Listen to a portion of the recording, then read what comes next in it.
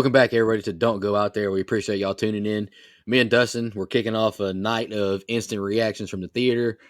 First up, from A24, The Front Room.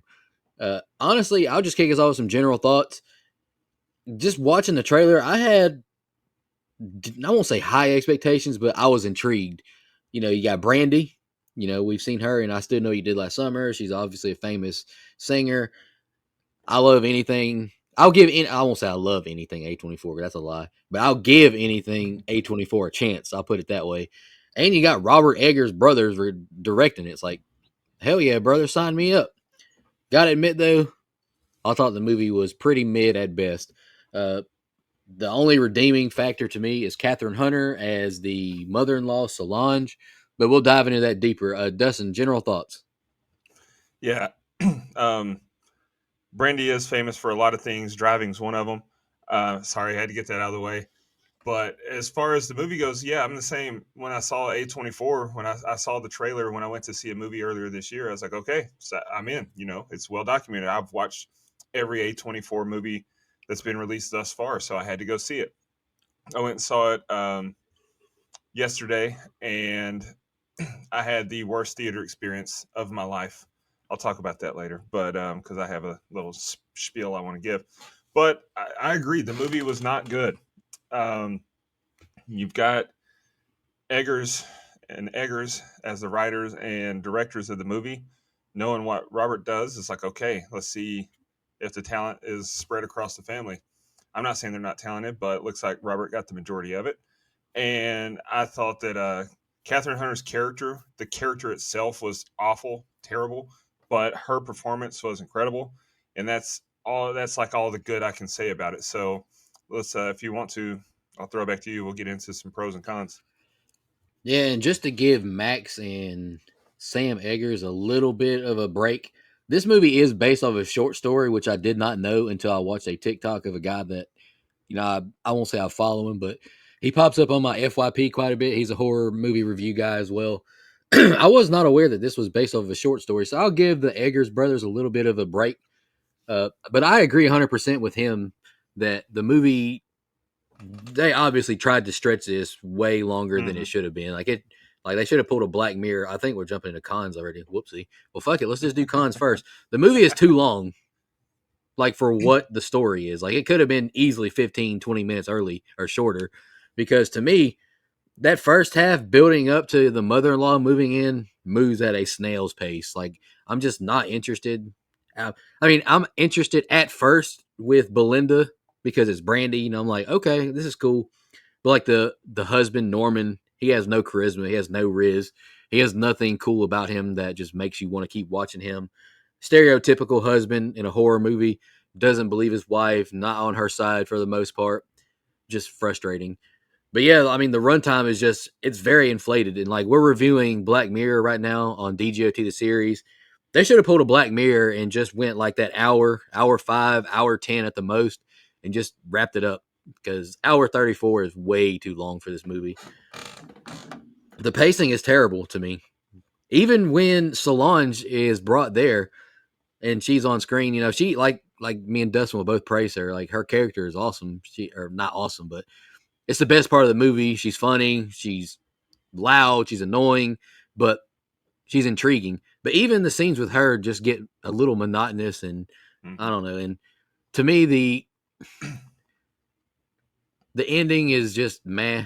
Like there's just nothing special about this movie at all. And I don't know. I saw A24 and I just kind of wanted a little more. But you can go ahead and go. Yeah, so cons for me. I mean, it's crazy you said the runtime's bloated because I thought that it felt a lot longer. Hour 34 is not a long movie.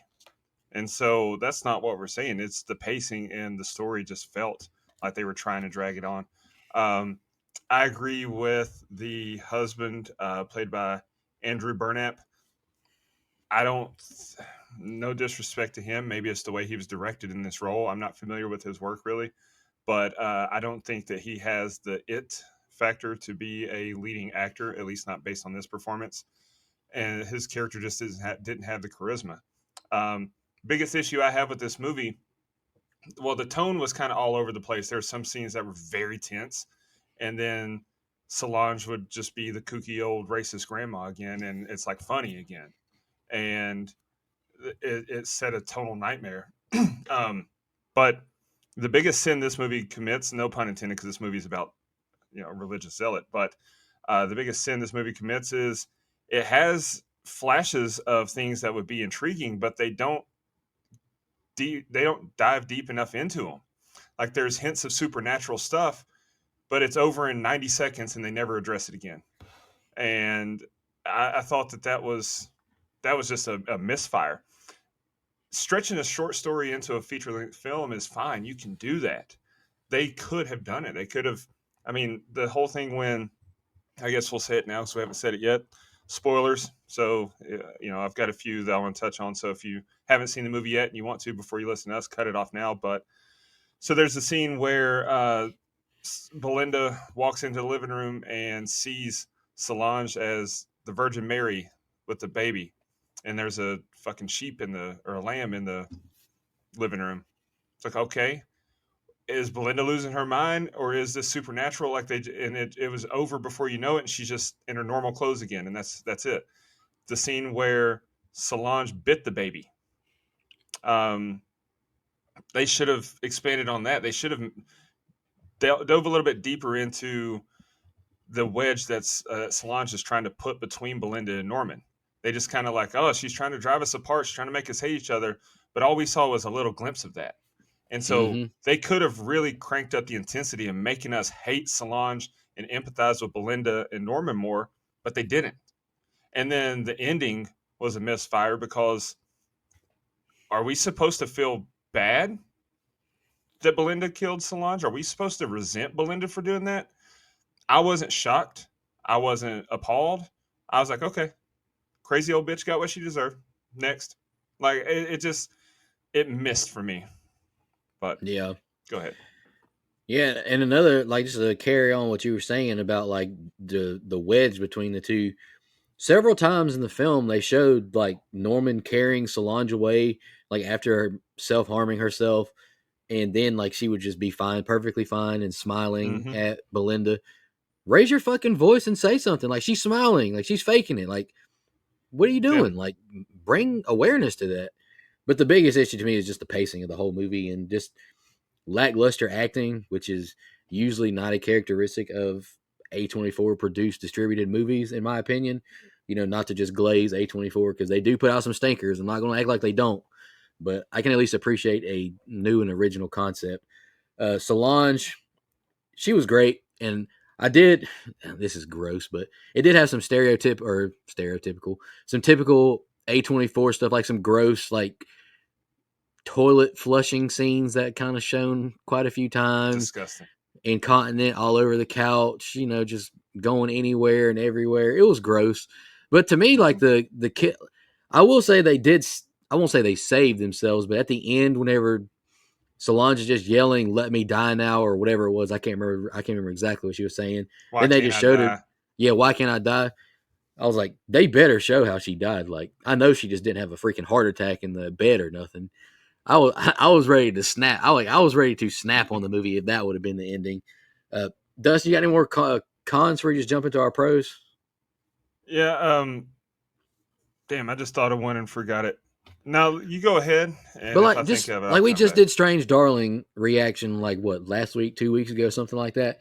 That Yeah. movie was like what hour 34, hour 38, and you don't feel that runtime at all because you're intrigued the whole time. Yeah. This short story should have just it should have just stayed a short story. Like it shouldn't have been an I hour yeah. 34 because there was not enough meat on the bones. Yeah, I agree. And I thought about I remember what I was going to say. So the whole they didn't dive deep enough into Belinda and Solange, like her trying to ruin their marriage and take over and stuff.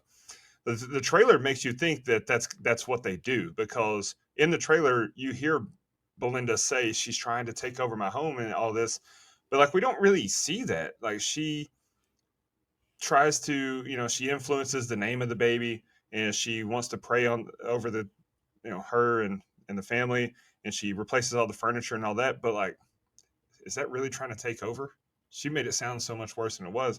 And then I could have really done to have more in depth look at Belinda's past and career, because Hmm.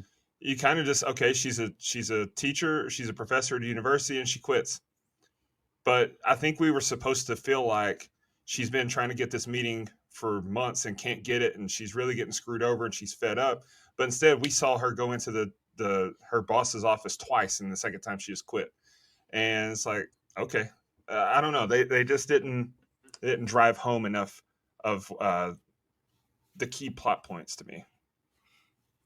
Yeah, and Belinda's kind of having like the same issue as the mom in the next movie we're going to have an instant reaction to. Like they feel like there's more to themselves than just being a mom. They want to pursue their career and all that. But let me ask you a question, Dustin. And I'm not saying that it doesn't hit for me, but do you think like the mother-in-law is racist, stereotypical old school Southern Christian? Do you think that like worked? Did it feel kind of forced or did it feel like not organic? I don't know. I don't know. Maybe it was just an acting Well, portrayal from Brandy, maybe, but I don't know. Like Get Out nails that perfectly to me. This one I so don't know. it did feel a little bit like they were just trying to touch on as many hot button issues without being genuine. Um, because yeah, she's got the Daughters of the Confederacy certificate and all that, but what else did she do to make us think she was racist? No, I mean, she had a couple lines when she was praying or at the dinner table that were like, okay, that's a bit much, but they didn't really drive. You're right. They didn't drive that home, because the first time she met Belinda, she hugged her, Hmm. and it's like, if you're a racist meeting a black person that you've never met before, is that going to be your first instinct? So not, and I'm not saying that racists don't hug black people. That's not what I'm saying, but they didn't do enough to amplify or to really drive home to us, the audience, that yes, she actually is a racist, other than she had this certificate. And yeah, I agree. It wasn't. They should have done more But like you then. mentioned earlier, it's like they couldn't pick something and just roll with more of it. Like they just give you Mm-hmm. bits and pieces. Like they just kept giving you appetizers of it over and over and didn't really commit to anything. But The let's get only into our the only pod. thing the only thing they really did touch on was the lunatic fringe Christianity thing, which, you know, I'm a Christian, and I don't act like Solange does. I know that there's extremes, not just religion. There's extremes in everything, and I think they did a good job of making her seem like the crazy kind of Christian that you see. If you scroll social media, those are the ones that always get highlighted. Unfortunately, makes the rest of us look bad. They did a good job in that, but even it wasn't like over top enough. I feel like they kind of made it seem like Belinda was maybe agnostic, like she wasn't religious. So I think it may have helped if Belinda just straight up refused to pray, refused to let Solange have any religious things in the house. Like, no, this is not how we're raising our kid. Whatever. That would have made Solange seem even more extreme. And so even that, they just missed the mark on that as well. Yep, I agree, man. We'll do our positives now. I mean, I do have some positive things to say about the film. First off, Catherine Hunter, she was fantastic as Mm-hmm. Solange. I can't compliment her enough. I don't know if she cracked my top five A24 performances, but she gave a really good performance. Like she portrayed the crazy old school Southern Christian, grandma, mother in law perfectly. Like I can't compliment her enough. She gave me some Shining vibes when she was naked in that bathtub. Goodness gracious. I think the movie looks good too. Like I'm going to compliment the Yeah. Eggers brothers there. The movie looks good. Obviously they know what they're doing. If Robert, I mean I know their family, but I don't. Robert's the type of guy who's extremely like we touched on this with like in the Lighthouse. Like he's very anal. He's very meticulous about the way he makes his movies. I don't think he'd even let his brothers do it if he didn't think they were good enough to do it. The film looks good. I think it has good sound too. Like it's a good movie per se. It's just not a good story that's well made because there's not enough there to justify the length. Well, and God, I really don't want to keep, because I know we've moved on to pros, but another thing is I didn't feel like Belinda and Norman's relationship was believable. Yeah. Like they didn't do a good enough job in the beginning before his dad died of making me think that this is an actual couple that loves each other, and they've been through, and like they lost another child before she was pregnant with this one. they didn't touch on that like at all. Like we find it out, Mm-hmm. but we don't. I think they should have really hit us with the emotion, hit us in the emotions there of telling that story, letting us know more what happened, letting us see them grieve, because then it would have made even more sense, or made more of an impact. But anyway, excuse me. To the positives, Catherine Hunter, like you said, her performance was just like if I met Catherine Hunter in real life, I would believe that's how she is. Like that's how well she Mm-hmm. played that role. And it's crazy because she's not that old. Like I think she was born in, I looked it up. She's born in She's in her. 1950. She's born in 1957. So Yeah. the makeup department did a great job as well, to make her look like that. But the scene transitions, like the camera cuts from from one image to another, especially, I know you mentioned it, and it is gross, and it didn't really need it, but the diarrhea scenes when we're flipping, going from toilet shot to living room to bed to all this, like the editing there was very well done. At least I didn't want to see Yep. it, but it was very well done. The movie did look good, and yeah, the sound design, the score, all that was good as well. So, be honest with you, man, that's about all the positives I've got.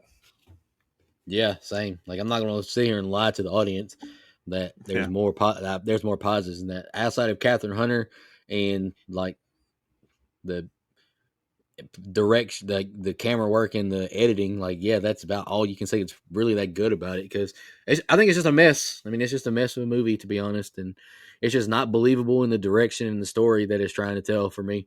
Any final thoughts, Dustin? I'm good with calling it there. I think we can both agree we're not that big of fans of it.